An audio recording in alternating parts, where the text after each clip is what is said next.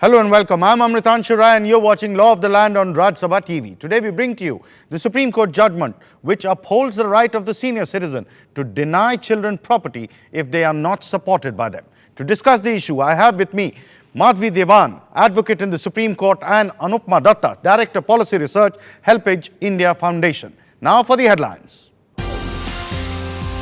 The Supreme Court upholds right of old parents to deny property.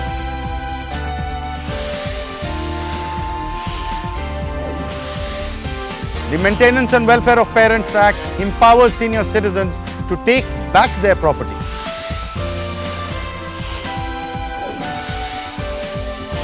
And abandoning parents may lead to an imprisonment of up to 3 months.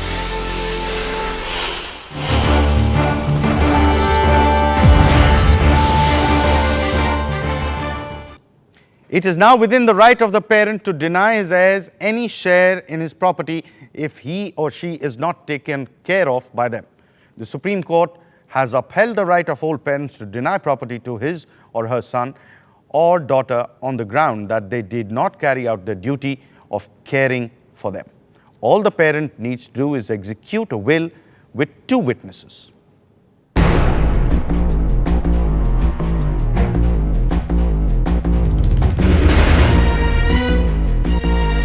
The Supreme Court of India has held that parents have every right to deny their share in property to the children who do not take care of them in their old age. This judgment was given in a joint family dispute between 3 brothers over a property of their late father, Harishankar, who belonged to the state of Madhya Pradesh. A bench of Justices G.S. Singhvi and S.J. Mukhopadhyaya said that the children did not bother to take care of their parents in their last days. Hence, there was nothing unnatural or unusual in the decision of Harishankar to give his share in joint family property to the person who cared for him in his old age. As per Indian culture, people would like to live with their families.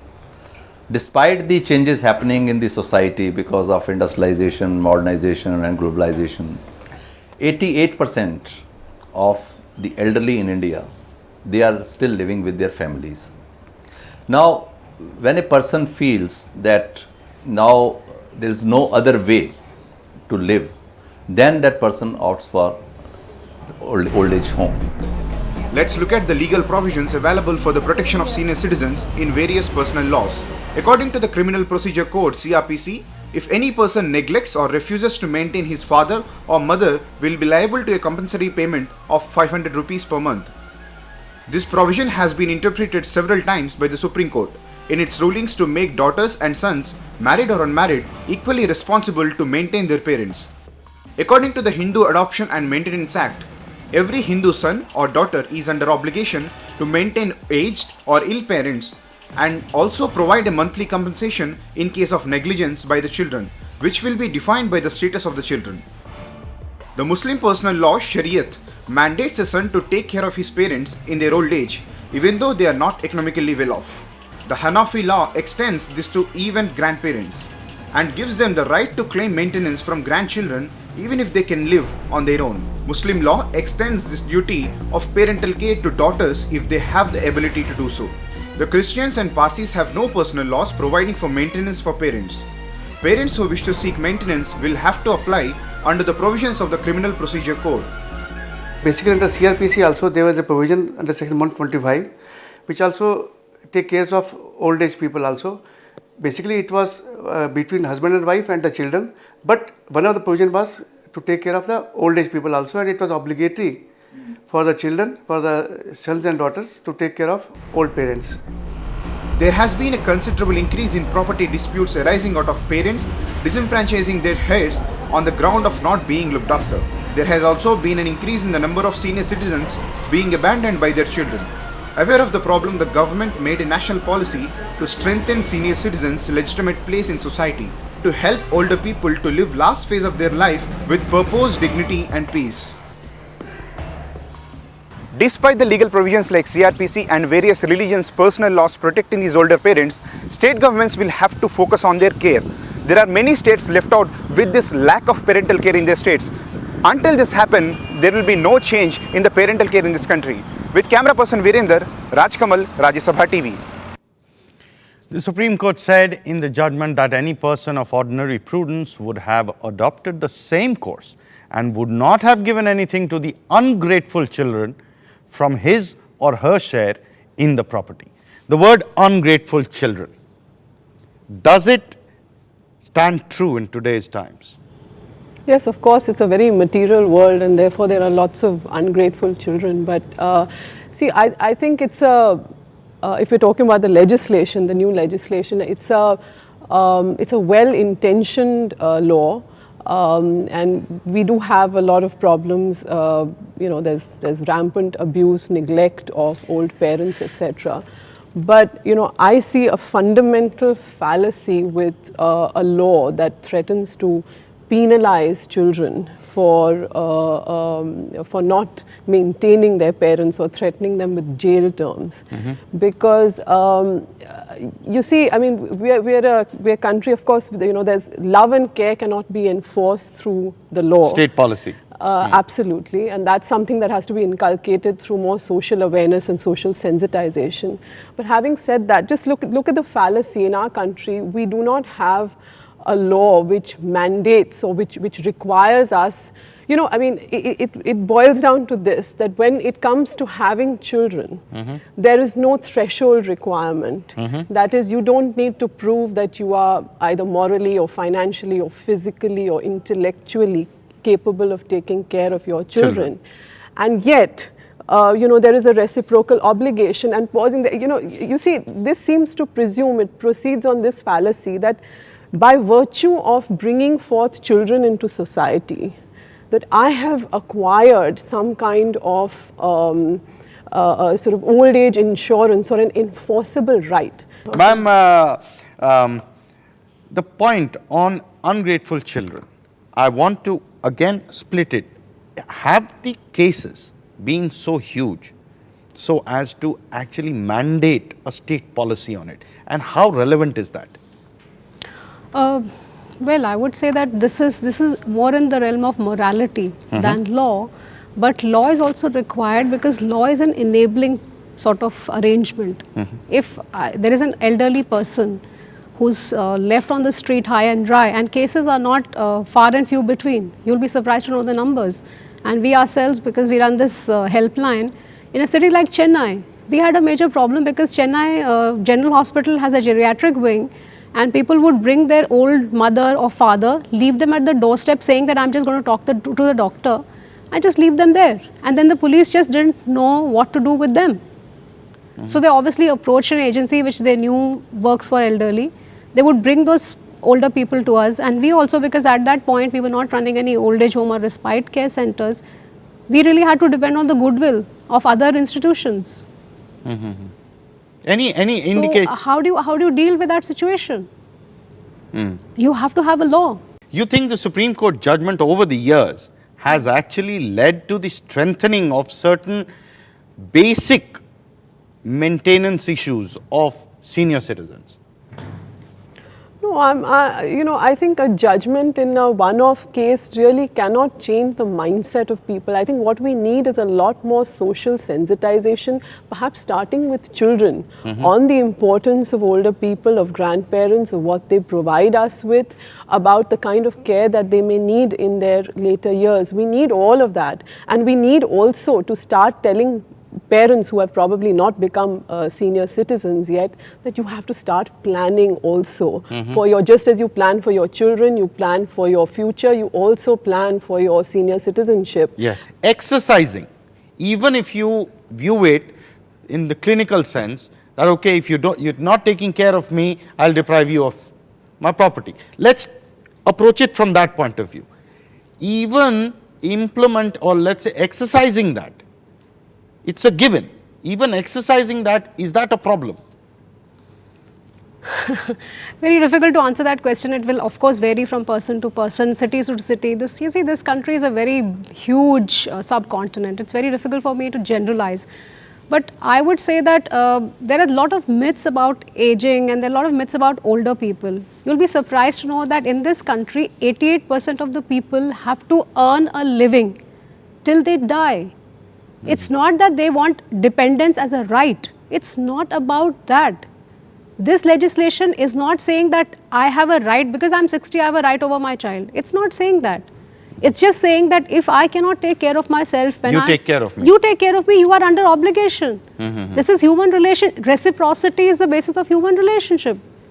So I don't see anything wrong in that, and it has to be interpreted properly, because this legislation it's not punitive. It is talking about mediation. It is talking about a tribunal which is going to listen to both the parties and see what is best for them. Right. Time for us to head into a break. When we come back, we will talk about the law which empowers all parents to take back given property from their children if they do not provide them comfort.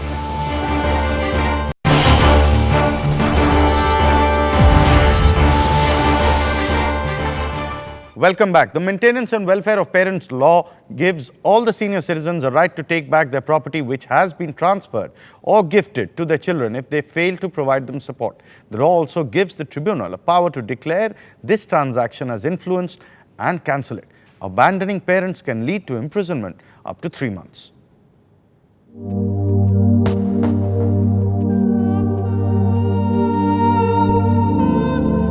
The Maintenance and Welfare of Parents Law has been put into place to ensure that the senior citizens are taken care of by their heirs. It provides a legal framework for all those senior citizens to lead a comfortable life after 60 years. The law states that every citizen who is above 60 has a right to receive maintenance from the property or part of it from his or her children. If the parent feels like exercising this right, all he needs to do is give a notice of rights. If the old parent is unable to make or receive maintenance on his own, the Act also allows a nominee to collect this maintenance. I have seen two drawbacks in this particular Act. A, the parent has not been given choice to elect the children or the relative against whom he or she or they want to go for their maintenance, which is very important, because we wish to see the senior citizen and the parent compensated, or rather maintained very well, right from the day when the complaint is given. The law makes it obligatory for every child or a relative to provide support to their parents. The support must be such that the old parents can lead a normal life. The Act gives children the right to inherit senior citizens' property if they have sufficient means to provide them support. According to the provisions, every state government has to create a maintenance tribunal in each subdivision with the powers of a civil court to protect the rights of senior citizens. The tribunal has been empowered to adjudicate the disputes relating to maintenance by children. The tribunal will be headed by a sub-divisional officer of state to exercise its powers. Any senior citizen can make an application to the tribunal if he does not receive maintenance from his children or he is unable to lead a normal life. The tribunal has been empowered to direct the relatives or children to provide a monthly allowance to senior citizens or parents.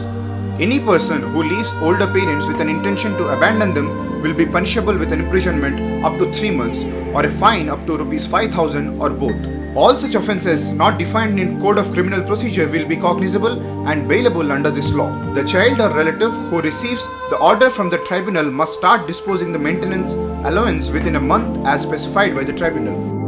This particular Act, the option must be given to the parent to decide as to against whom they wish to have the maintenance first. B, the right to move the application has been given to the parent as well as to the organization. I say when we are talking of senior citizen, this application, moving the application must be in the hands of anyone, it may be neighbor. The law provides for setting up of old age homes in every district to provide an environment for the older parents to lead a healthy life. The state governments are expected to create a scheme for the creation and maintenance of old age homes and provide them necessary medical support. The existing law provides a legal framework for the creation of old age homes, but it does not deal with the maintenance of these old age homes at the grassroots level. Experts in the family law suggest the government to include the maintenance clause in the existing act. With camera person Virender, Raj Kamal, Rajya Sabha TV. The crucial point is that even organizations have been given the right to make an application on behalf of the senior citizen. That is where you come in, man. That's a very, very important role. And you were just narrating a story. But before we get into that, the punitive part, 3 months or 5,000 fine, or both. Now, why should there be something of this kind when majority of the parents are already being taken care of in India? What makes you think that this will continue? This, this whole legislation is based on the assumption that senior citizens, because of increasing longevity and the number of people living to such a old age, are likely to increase leaps and bounds, particularly older women. If you look at the longevity charts, women are going to outnumber the men, and I'm sure you will agree with me that women are a little more vulnerable than men. So how do you deal with that situation? So in extreme cases where you find abandonment, how does the law deal with it? It tells you that we'll put you behind bars if you do this. We will not tolerate this sort of crime against humanity, if I may say so. So this is just just the way that law tackles a situation which is extreme in nature. Ma'am, do you see a problem happening? For example, I have no issues. I don't want to be aware of any laws or how it goes about. I am fine with my parents staying. In fact, I'm happy and I'm keeping them without being aware of the laws. But in case of a small little problem between an elderly parent and the child, if there is a discord, do you see a possibility of the distance or the wedge increasing because of this law? Well, these are relationships of mutual trust and confidence, and ultimately if you as a senior citizen, you know that you eventually want to live with your children and your grandchildren, then I think this, going to a tribunal, firstly, I don't know how many people are going to be willing to, or that desperate financially to have to reach a tribunal. If you're financially desperate, then of course you will have to do that. But if you are not so financially desperate, and the thought of going to a tribunal will destroy that relationship forever. The point that I mentioned to ma'am here, that this law, is there a possibility? Because once a parent goes to tribunal, the relationship is strained. Yes, it's over. It's over in the sense between the parent, because then it becomes more materialistic in approach and less governed by the emotion or emotional connect that a father has to his son or the son has towards the father. Okay, let me pose to you a question. Do you understand the trauma a parent undergoes when he has to face disrespect and neglect and verbal abuse by the child every now and then? Do you understand that at all? No, ma'am. You don't. Then please, I suggest that you try and put yourself in those shoes, because that relation is already gone. That relationship is already gone. You know that this person does not care about me. So that how do you deal with that trauma? You see? Right. So if you're going to the court, then you already have a justification in your mind that this will not work out the way I wanted it to work out socially. So I am taking recourse to this legal action. I would say that when you are dealing with this law, please don't take it as any other law. It's slightly different in its language, and that's the whole point. That's why we have. Yeah. What I was trying to explore is that these issues are not, it doesn't include everyone. So there are exceptions, and I believe exceptions are in the majority in such cases in our country. The minority is where this law comes in, narrow area where it operates. Is there going to be an implication on the larger majority who are anyway doing their jobs? Well, this is another myth, I would say. We recently did a 20-city survey on elder abuse, where we were not actually probing people too much on the kind of abuse, but generally asking them about abuse and those sort of situations. And you'll be surprised to know the variation in the results we got. Though the national average came out to be 31%, but it ranged from somewhere between 71% to 2%. So the variation is really, really huge. So we really don't know whether that is in majority or this is in minority, or whether this minority is likely to become a majority. It's very difficult to say. You see, it's a relationship issue. Would you like to talk to a stranger about your, obviously, yeah. And would you really, today you may be a very angry parent, and I'm a researcher, I come to you and you'll say all bad things in the world about your son. Do you really mean it? So several issues, several layers. It's very complicated. You see, Yeah. it's not as simple as I am abused, I go to the court, I just strain my relationship, I don't look at you again in my life. It's not like that. Bad. You know, it's about children and It's all parents. grey areas. It's very grey. It's very, very It's grey. all grey areas. Time for us to enter into a break. When we return, we will show you an interview with Mr. Ashok Bhasin, senior advocate.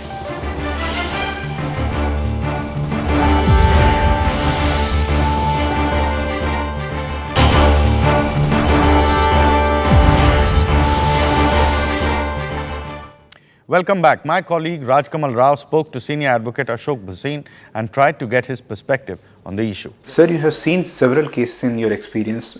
Property matters are always dealt with CRPC and other sections. What is the major change that is going to be after this Act of 2007? Now here the interesting thing is, a provision has been given that if gift is given by the parent to any of his children with the provision that you will take care of me, there is a provision there that you will give me all basic amenities and you will take care of me, and after execution of the will, this child doesn't take care of the parent, then this property can be taken back by the parent, and under the process of law, this property will be declared, this gift will be declared as null and void. Earlier in the cases of parental care, there was never a mention of a specified amount. Earlier it was 500, then it was taken back. What is the kind of positive sign given in terms of maintenance of the parents in this act? This act doesn't give any cap. It depends on the status of the children and the status of the old parents, how they were leading their life. And I think they have to match the things, and that way they should be given decent compensation, decent maintenance to lead their decent life. With the Supreme Court judgment and the stringent law empowering the senior citizen, it is expected that children will behave responsibly. My question to you, ma'am, on the nature of legislation and the awareness issue. Yes, ma'am. Yeah, the survey I was telling you about, in this survey we also tried to find out the level of awareness about this maintenance law and about the tribunals, because I hope you know that 22 states in this country have actually notified this legislation, and about 7 or 8 states have completed all the steps required to implement it. But how many people are really aware of it? And this survey we did was only in the metro cities, but here also the awareness levels were abysmally low. Not more than 20% in any case. So there is a need. If we want people to take advantage of this enabling this process, then we ought to increase the awareness of the people that how this piece of legislation is there, which is so sensitive to the needs of the elderly, and how they can make use of it. Right. And conversely, that the children, like you call them, the ungrateful children, they should also know that if I behave badly, there is something to stop me from doing that. And another thing is that when we talk about this legislation, we ought to look at all the components of this legislation. You know, most of the debates and discussions just center around property and abandonment. There is a section which says elderly whose children can't take care of them. So they become state's responsibility. And how many state governments are willing to put in that kind of resources to run old age homes? Yeah. That's a big issue. Like she was raising this point that my parents brought me in this world without making any commitment to my financial well-being or my other well-being. Yeah. But this legislation is not keeping them in the purview of that children who are bound to take care of the parents. They are saying that, okay, if you can't take care, then we will take care. But what are the state governments doing? What is the central government doing? Is Planning Commission releasing the money required to first build these old age homes and then run these old age homes? Because if you take responsibility of an elderly person today, given the longevity status, he's likely to be with you for the next 30 years. Yeah. Do you have the resources? Does the state have the bandwidth. resources to deal with it?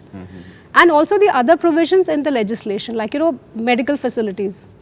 So overall, the policy is really enabling, and it is a futuristic thing, which will require, and the implications will happen in the future. Ma'am, the points that you were making on the property issue, and especially relating to childless parents. Yeah.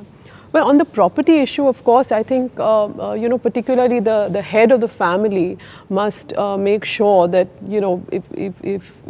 that the property should go to his wife, should she outlive him. Yeah. I think that is very important, because otherwise, she will always be vulnerable in the hands of her children. So that's one. Property is very important. It should go to the wife.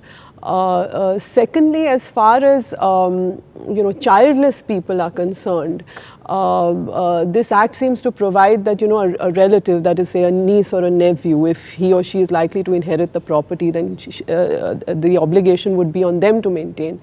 Now that's an